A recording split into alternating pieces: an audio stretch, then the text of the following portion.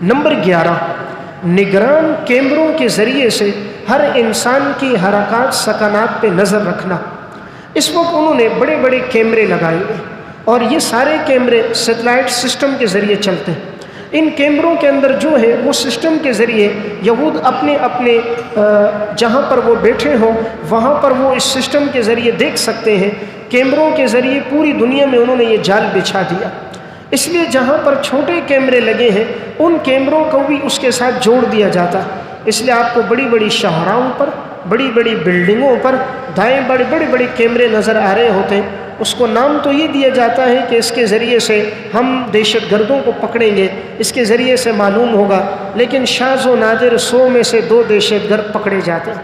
حالانکہ تصویریں آ جاتی ہیں، سب کچھ پتہ چل جاتا ہے، لیکن کتنوں کو سزائیں دی گئی ہیں۔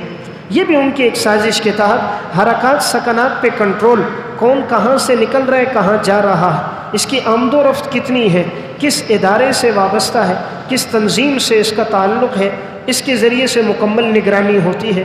اس لیے چورنگیوں پہ، ٹاوروں پر، ہوٹلوں پر اسے نصب کر دیا جاتا ہے تاکہ ہر انسان کی آمد و رفت پہ نگاہ رکھی جا سکے۔ نمبر 12، چینل اور کمپیوٹر کے ذریعے سے انسانی دماغ اور انسانی صلاحیتوں کو سمجھنا۔ انسان ویب سائٹ میں کون سی ویب سائٹ استعمال کر رہا ہے، وہ انٹرنیٹ پر کون سا چینل دیکھ رہا ہے، کون سے پروگراموں میں وہ دلچسپی لے رہا ہے، کون سے چینلز میں وہ زیادہ وقت گزار رہا ہے، یہ سائنسی استعمال کے ذریعے سے وہ دیکھنا یہ چاہتے ہیں اس کی ذہنیت کیا ہے۔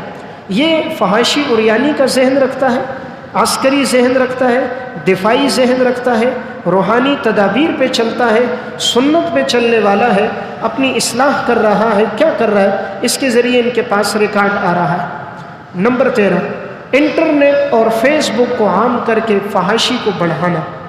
یہ بھی ان کا ایک مقصد کہ بے حیائی کو عام کر دیا جائے، اور دن بدن آپ دیکھیں انٹرنیٹ اور فیس بک کے ذریعے بے حیائی بڑھتی جا رہی ہے کہ وہ دیہات کہ جہاں انسان کا جانا مشکل ہے، وہ پہاڑیوں پر، چوٹیوں پر جو خیمے لگے ہیں وہاں بھی انٹرنیٹ پہنچ چکا ہے۔ پہاڑیوں میں، دیہاتوں پہ بھی دیکھیں بکریاں چرا رہا ہے، وہ بھی ٹچ موبائل چلا رہا ہے۔ عورتیں آئی ہیں پانی بھرنے کے لیے، ان کے پاس بھی موبائل موجود ہے، اور ایک آدمی فصل کی کاشتکاری کر رہا، تھک گیا، اس نے بھی موبائل لگایا ہے۔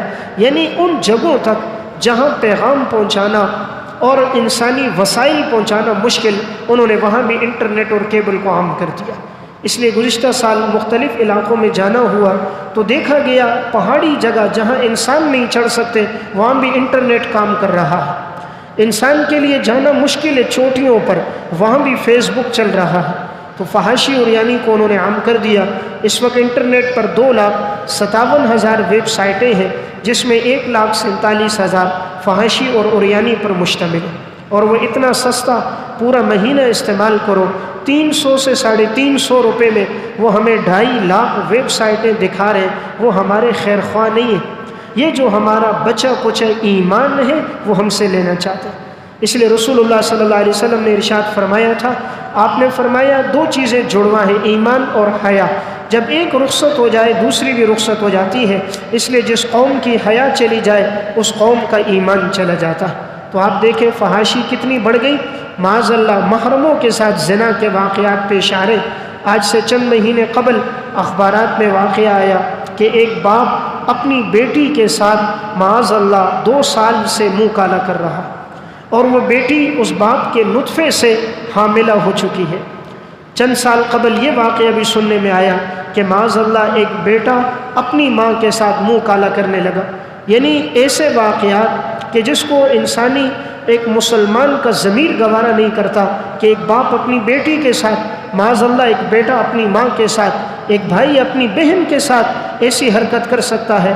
فحاشی اور یعنی اتنی بڑھ گئی، اس نے آپس کے احترام کو ختم کر دیا، محبت ختم ہو گئی، رشتوں کا تقدس ختم ہو گیا۔ انسان یوں اپنی خواہش پورا کر رہا ہے جیسے کوئی جانور پورا کر رہا ہوتا ہے، اسے نہیں معلوم کہ وہ حلال ہے یا حرام کی جگہ۔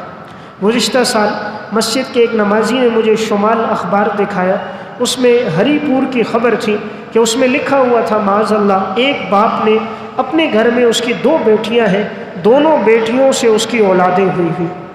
دونوں بیٹیوں سے اس کی اولادیں ہوئی ہیں، معاذ اللہ وہ والد کے نطفے سے۔ یہ خبر پھر باہر میں پھیلی، اخبارات میں بھی آئی، یعنی بے حیائی اور فحاشی اتنی بڑھتی گئی۔ تو ان کا مقصد ایک یہ ہے، انٹرنیٹ فیس بک کو عام کر کے نسل نو کے ایمان کو لے لیا جائے۔ جس قوم کا ایمان نہ ہو وہ کیا دجال کا مقابلہ کرے گی؟ مقابلہ تو ایمان سے ہوتا ہے۔ جب دل میں ایمان اور روحانیت ہی نہیں ہے تو ایٹم بم مارنے کی آج ہمیں ضرورت نہیں ہے، ہم اندر سے ویسے ہی کھوکھلے ہو چکے ہیں۔ نمبر 14، ٹکٹ کے ذریعے سے انسان کا ڈیٹا محفوظ کرنا۔ انسان آج اگر کوئی جہاز میں سفر کر رہا ہے، کسی دوسرے ملک میں جا رہا ہے، اب اس وقت وہ اپنا پاسپورٹ بناتا ہے، وہ اپنا ٹکٹ خریدتا ہے، تو اس نے کتنے ممالک کا سفر کیا، کن کن جگہوں میں یہ گیا، تو اس کی یہ تمام آمد و رفت اس کے ذریعے سے محفوظ ہو جاتی ہے۔ جب انسان ٹکٹ لیتا ہے تو کمپیوٹر میں اس کا وہ ڈیٹا محفوظ ہوتا ہے، اور وہ ڈیٹا اس کے ذریعے سے ان کے جن کمپیوٹروں کے ساتھ لنک ہے اس میں یہ محفوظ ہوتا ہے۔ تو گویا سفر کے ذریعے بھی انسان کی آمد و رفت پہ ان کی مکمل آگاہی ہے، اور وہ اس آگاہی کو اپنے پاس نوٹ کر لیں۔ نمبر 15، رقم کی منتقلی۔ رقم کی منتقلی، ان کا ڈیٹا بھی ان کے پاس۔